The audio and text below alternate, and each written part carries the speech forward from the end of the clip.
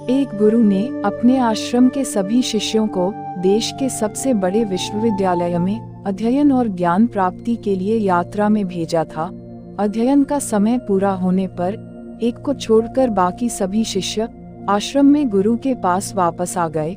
गुरु विश्वविद्यालय से वापस लौटे शिष्यों के ज्ञान और शास्त्र अध्ययन को देखकर और उनके बारे में सुनकर बड़े प्रसन्न थे।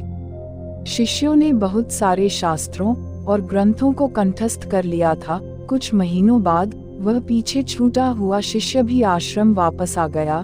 गुरु ने कहा, तुम सबसे बाद में आए हो, इसका मतलब तुम सबसे ज्यादा सीख कर आए होगे। उस शिष्य ने कहा, मैं कुछ सीख कर नहीं आया हूँ, बल्कि आपने जो सिखाया था उसे भी भूल आया हूँ। इससे ज्यादा निराशाजनक उत्तर गुरु के लिए और क्या हो सकता था। उस दिन के बाद से गुरु की नजरों में उस शिष्य के प्रति स्नेह और सम्मान थोड़ा सा कम हो गया था। उस दिन के बाद से उस शिष्य को आश्रम के सबसे उपेक्षित और मुश्किल काम को करने के लिए दिया जाता था। ऐसे ही कुछ दिन गुजरे। फिर एक दिन वह शिष्य दोपहर में गुरु की मालिश कर रहा था। पीठ की मालिश करते वक्त अपने आप ही उसके मुंह से निकल गया, मंदिर तो बहुत सुंदर है, लेकिन अंदर भगवान की मूर्त नहीं है। यह शब्द सुन गुरु के क्रोध का ठिकाना ना रहा। निश्चित रूप से ही यह शब्द गुरु के लिए ही कही गई थी। उनके उस सुंदर शरीर को ही शिष्य ने मंदिर कहा था। गुरु के क्रोध को देखकर शिष्य जोर जोर से हंसने लगा। ये ऐसा था मानो किसी ने आग में ही घी डाल दिया हो। क्रोध में आकर गुरु ने अपना अपमान करने के आरोप में उस शिष्य को आश्रम से बाहर निकाल दिया। फिर एक रोज गुरु अपने कक्ष में बैठकर शास्त्रों का अध्ययन कर रहे थे। तभी अनायास ही कहीं से आकर वह शिष्य गुरु के समक्ष बैठ गया। गुरु शास्त्रों का अध्ययन किए जा रहे थे और वह चुपचाप बैठा सुन रहा था। तभी एक जंगली मधुमक्खी कक्ष के अंदर आकर बाहर जाने का रास्ता खोजने लगी। द्वार तो अभी खुला ही था, वही द्वार जहां से वह अंदर आई थी, लेकिन वह अंधी होकर व्यर्थ ही बंद खिड़की से बाहर जाने का प्रयास कर रही थी। इस व्यर्थ प्रयास में वह बार बार खिड़की से टकराकर खुद को घायल कर रही थी। उसकी लगातार भिनभिनाहट कक्ष के शांत वातावरण में गूंज रही थी। तभी अचानक वह शिष्य खड़ा हुआ और जोर से चिल्लाते हुए उस मधुमक्खी से बोला, अरे नासमझ, वह द्वार नहीं दीवार है, जरा रुक और देख, वापस जाने का भी द्वार वही है जहां से तू अंदर आई थी।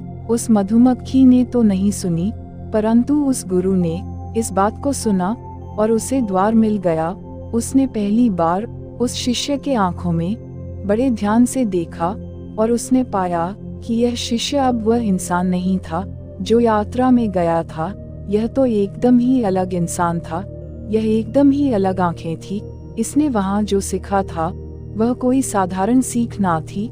इसने कुछ सीखा नहीं था, बल्कि इसने तो कुछ जान लिया था, कुछ असाधारण, कुछ अद्भुत। गुरु ने कहा, मैं आज महसूस कर पा रहा हूँ कि मेरा मंदिर भगवान से खाली है। मैं यह भी महसूस कर पा रहा हूँ कि मैं आज तक दीवार पर ही सिर मारता रहा, इसलिए मुझे द्वार न मिल सका। परंतु अब मैं उस द्वार को पाने के लिए क्या करूँ? ऐसा क्या करूँ कि मेरा मंदिर भगवान से खाली ना रहे? उसे शिष्य ने कहा कि यदि भगवान को चाहते हो तो स्वयं से खाली हो जाओ। जो स्वयं भरा है वही भगवान से खाली है। जब कोई स्वयं से खाली हो जाता है तो वह पाता है कि वह तो हमेशा से ही भगवान से भरा हुआ था। और अगर उस द्वार को पाना चाहते हो तो पहले वही करो जो वह मधुमक्खी कर रही है। गुरु ने देखा कि मधुमक्खी अब कुछ नहीं कर रही है, वह बस शांति से दीवार पर बैठी हुई है, बस बैठी हुई है।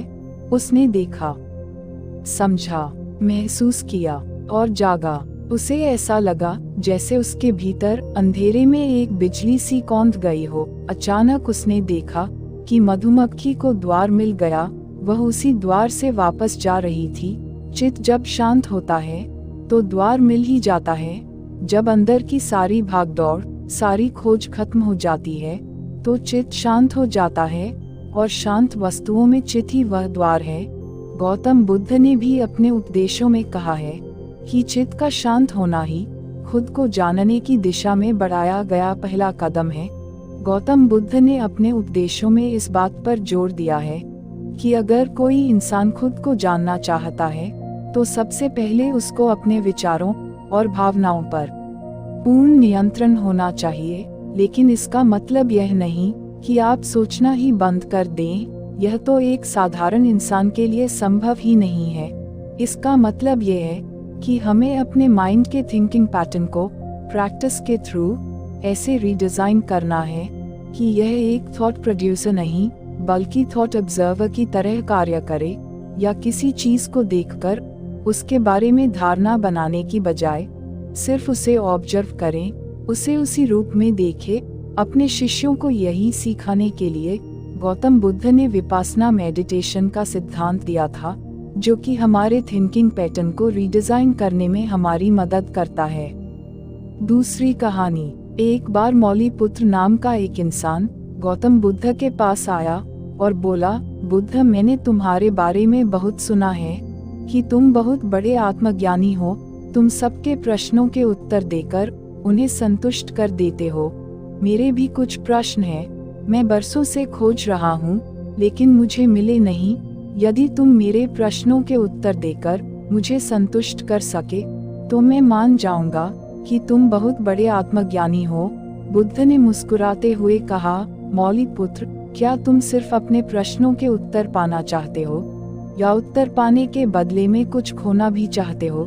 यह सुन मौलीपुत्र ने बड़े गर्व से कहा, मैं एक क्षत्रिय हूँ और क्षत्रिय कुछ खोने से कभी नहीं डरता। आप बस बताएं कि क्या देना है। बुद्ध ने कहा, एक बार फिर सोच लो मौलीपुत्र, आसान नहीं होगा। मौलीपुत्र ने कहा, सोच लिया। बुद्ध ने कहा, तुम्हें 1 साल तक मेरे आश्रम में रहना है, लेकिन तुम 1 साल तक मौन रहोगे, कुछ बोलोगे नहीं। 1 साल बाद आज ही के दिन मैं तुम्हारे सारे प्रश्नों के उत्तर तुम्हें दे दूंगा, ये मेरा वचन रहा। यह सुन मौलीपुत्र थोड़ा सा घबराया, क्योंकि एक बार के लिए जान दे देना आसान होता है, क्योंकि यह तो सिर्फ कुछ क्षणों की बात होती है।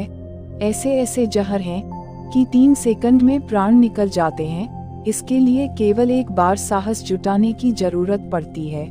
लेकिन 1 साल तक शांत रहना हो, यह तो बहुत मुश्किल काम है, क्योंकि इसमें हर रोज खुद से लड़ना पड़ेगा, खुद के विचारों से लड़ना पड़ेगा, जो देखने में तो आसान लगता है लेकिन है बड़ा मुश्किल।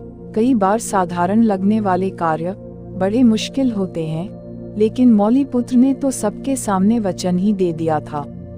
मौलीपुत्र ने बुद्ध की बात मान ली और मौन व्रत धारण कर लिया। अब वह पूरे समय मौन रहने लगा। कुछ ही दिनों में मौन की वजह से वह ध्यान में उतरने लगा था। उसका मन शांत होने लगा। मौन और ध्यान की वजह से उसके सभी प्रश्न खत्म होने लगे। इस तरह 1 साल बीत गया। अब वह एकदम शांत और प्रसन्न रहने लगा था। समय पूरा होने पर बुद्ध ने उस व्यक्ति से कहा कि मैंने तुम्हें 1 साल बाद प्रश्न पूछने के लिए कहा था। आज 1 साल पूरा हो गया है। अब तुम अपने सभी प्रश्न मुझसे पूछ सकते हो। मौलीपुत्र जोर से हंसा और बोला, क्या पूछूं? अब मेरे अंदर कोई प्रश्न रहे ही नहीं, मुझे मेरे सारे प्रश्नों के उत्तर मिल गए। बुद्ध उस व्यक्ति से बोले कि जब तुम यहाँ आए थे उस समय तुम्हारा मन अशांत था। जब किसी व्यक्ति का मन शांत नहीं रहता है तो उसके मन में बहुत सारे प्रश्न उठते रहते हैं। अशांत मन परेशानियों का कारण बनता है। हमारे मन की 2 अवस्थाएं हैं, एक में प्रश्न होते हैं और दूसरी अवस्था में उत्तर होते हैं। मौन की वजह से हमारा मन दूसरी अवस्था में पहुंच जाता है, जहां हमारे प्रश्न खत्म हो जाते हैं और हमारे पास उत्तर ही उत्तर होते हैं। आज के लिए इतना ही। अगर आपको यह कहानी अच्छी लगी हो तो मुझे कमेंट बॉक्स में जरूर बताना यह कहानी कैसी लगी और आपके जीवन में क्या परिवर्तन लेकर आई। आपके जो कमेंट बॉक्स में कमेंट आते हैं वही मुझे आगे बढ़ने में मोटिवेशन प्रदान करते हैं, इसलिए अपना प्यार हमेशा बनाए रखें। धन्यवाद।